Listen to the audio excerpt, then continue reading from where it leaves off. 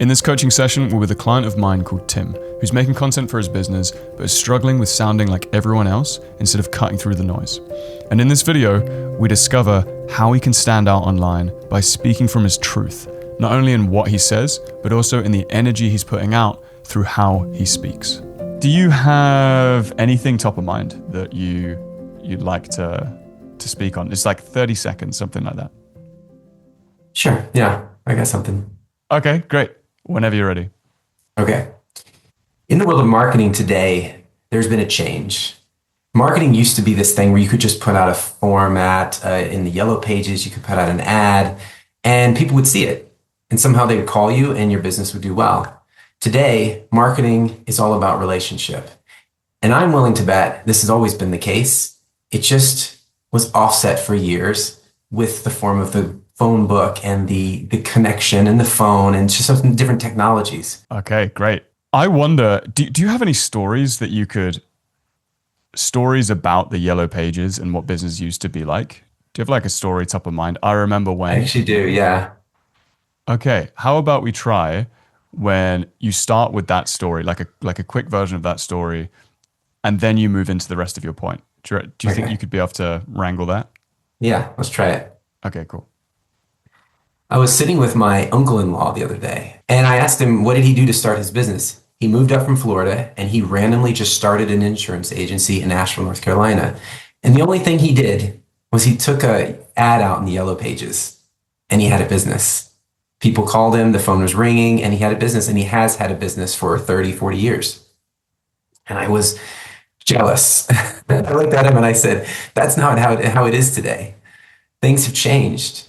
Things aren't that easy. You have 1,000 channels, all different communities in all different places. And so I started, as I was thinking about this and I was trying to solve marketing for our own company, this agency I run, I started seeing how relationships is the heart and soul of marketing. It always has been. Very cool. That intro for me was way more exciting because the first one, if it's not a story, it's just like business used to be like this and it's kind of like theory.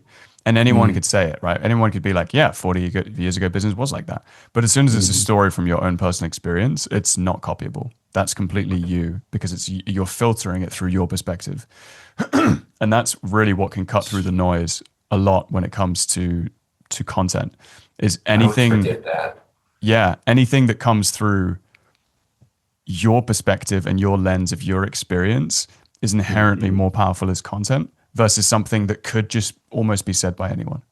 But not anyone, like literally, you're the only person who could say, I was speaking to my uncle the other day. But anyone could say, yeah, business 20 years ago used to be like yellow, or 30 years ago used to be like about yellow pages, right? Totally. So that's the first thing. I'm still feeling that there's like a distance.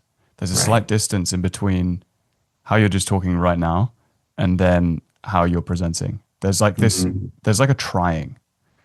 Like a small, subtle 10, 20% where you are, okay, camera's on now, and I'm going to try. Right. I would like you to just try a take where you're just literally not trying at all. And that can be interpreted as, okay, I'm just going to sit back and like be a slob, like I'm literally not going to try. But that's not what it's about. Because you'd probably have to try to do that. Yeah, exactly. Right? And so we're all taught to try throughout our lives. It's ingrained into us so much. Like attaboy for like being more, trying more, smiling more, being more enthusiastic, whatever it might be. Sometimes it's hard to undo that. I get what you're saying. I feel that. Like you know how you get that blackout moment where you're talking to the camera? It's almost like you just go blank. You're like, oh shit. I don't know what I'm saying. I'm just rattling off things. The way into it is tuning in to how you feel slightly more. So there's a certain, I mean, this sounds extreme, but it's kind of is what is happening. When we perform and we speak with a mask, there's like a really subtle self-abandonment going on. Where it's, okay, I'm going to not feel how I'm feeling right now because I need to do this. This thing needs to happen. I need to try to do something. Instead of, okay, I'm feeling what I'm feeling. And just honoring and recognizing that, oh, this is making me feel slightly nervous. Maybe being on this call with Thomas, is there an expectation? Is there is there a subtle pressure? Is there whatever you might feel? Maybe not. This topic, am I going to get it right? Maybe that makes me feel somewhat sad for whatever reason. I'm also really excited, or maybe I'm really grateful and really joyous, and I'm not showing that. Whatever it might be, just allowing yourself to tune in, and often it can help by putting a hand on your chest, hand on your stomach, just to feel into that. Okay, what is my emotional reality right now? And then once you're in touch with that a little bit more, it's speaking, but just like not even changing anything. And I'm in touch with how I'm feeling. Okay, camera recording, cool. And I'm just going to start talking from this place. And there isn't now I'm emotionally, I'm connected emotionally, so I'm performing emotionally again. It's literally just stay there. Here I am. Yeah.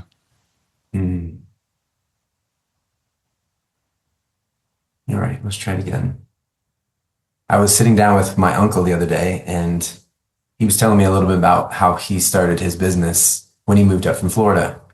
And he was just going to start an insurance agency. And he opened a Yellow Page ad. And that was it. He had his business. He had calls coming in. And he's had that business for 30 or 40 years now, successful. And I was just in awe. I'm watching him, and I'm jealous, actually, because I wish it were like that now. But it's not. But I started to notice what they had then was the ability to build relationship. They had a number, they saw the ad, they called. That's where the sale started. That's where relationship was built. And that's always been where it is. I think now we have so many forms of communication, channels and niches, and it's just this massive amount of static happening. And we forget that it's not about the technology that we're using. It's about the person that we're talking to, the one we're reaching out to, the person we're making this video for. That is the one that we're trying to reach. And so it's relational, as it always has been. Word of mouth just means someone likes you enough to tell someone else about you.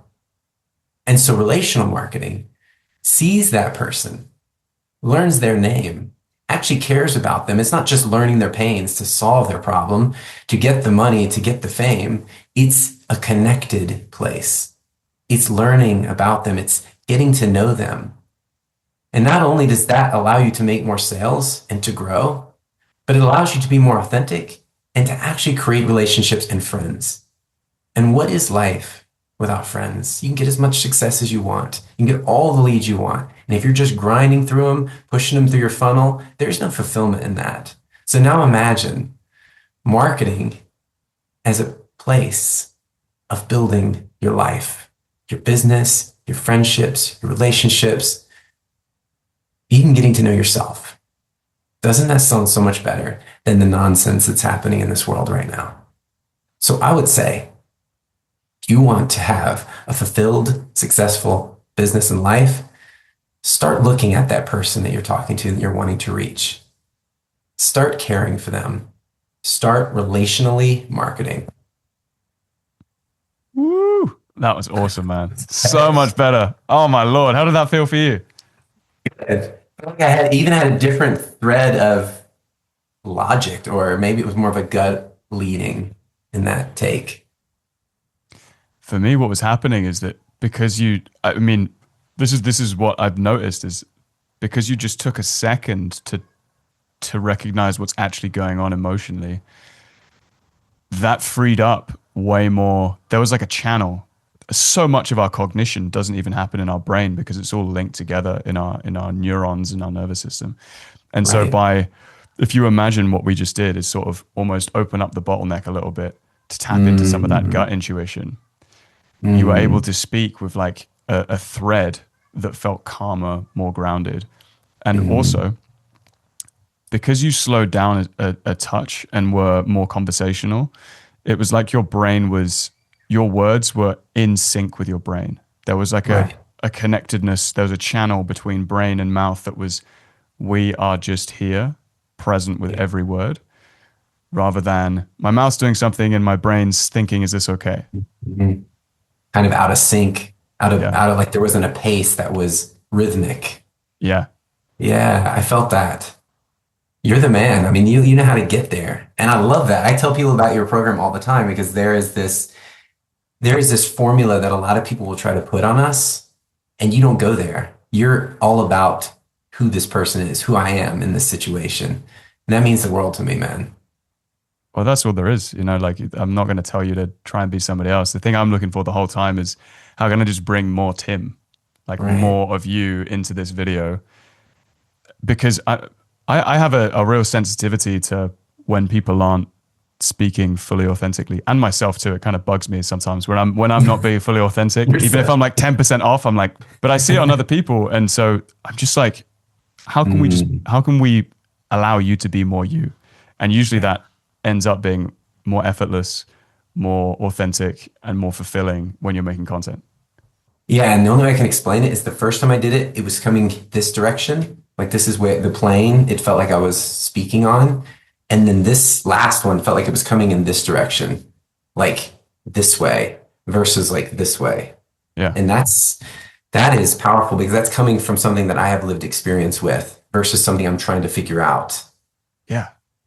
Yeah. That's Wow. That great. goes on multiple dimensions. Yeah. Yeah. Within the what, right? So it's coming from lived experience. So it might Yes. feel differently because it's a story. But then also with the how, we're encouraging you to speak from your emotion, which lives in your body. So Exactly. that if you can feel it like coming up, and if you want to be more grounded too, feel it coming up from your feet, from the connection with the ground, almost speaking with that kind of intuition. That can be Yeah. good.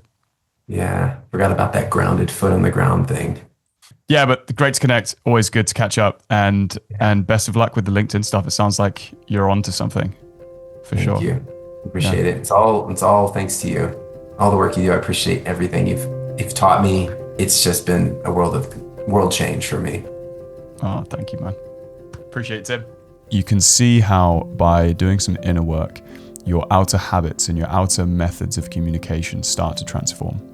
At the same time, after working with thousands of clients, I've identified a series of cornerstone key outer habits that you can control by just focusing on them that massively help when you are speaking on camera, specifically for social media and YouTube. It's called the First 10 Seconds Checklist, and it's something that you can have on your wall or in front of you to remind you of the key outer habits that boost trust and engagement when you speak on social media.